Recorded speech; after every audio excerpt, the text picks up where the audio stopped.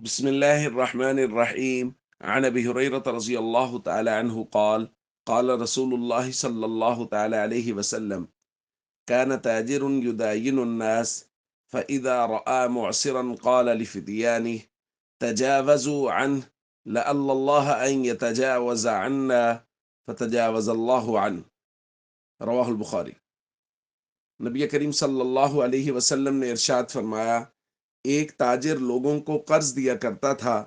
جب کسی تنگ دست کو دیکھتا تو اپنے لوگوں سے کہہ دیتا تھا کہ اس سے درگزر کر جاؤ، شاید کہ اللہ تعالیٰ بھی ہم سے آخرت میں درگزر فرمائے۔ چنانچہ اللہ تعالیٰ نے اس کے مرنے کے بعد اس سے درگزر فرما کر اس کی بخشش فرما دی۔ دوستو، اس روایت کا مضمون کل والی روایت سے بالکل ملتا جلتا ہے کہ یہ شخص لوگوں کے ساتھ آسانی کیا کرتا تھا، خاص طور پہ وہ لوگ جو تنگ دست تھے ان کے ساتھ آسانی کرتا تھا، یا تو ان کو معاف کر دیتا تھا یا ان کو مہلت دیتا تھا۔ اللہ کی مخلوق کے ساتھ، تنگ دست لوگوں کے ساتھ آسانی اس امید اور یقین کے ساتھ کہ اللہ تعالیٰ اس کے بدلے میں ہمارے ساتھ آسانی فرمائے گا۔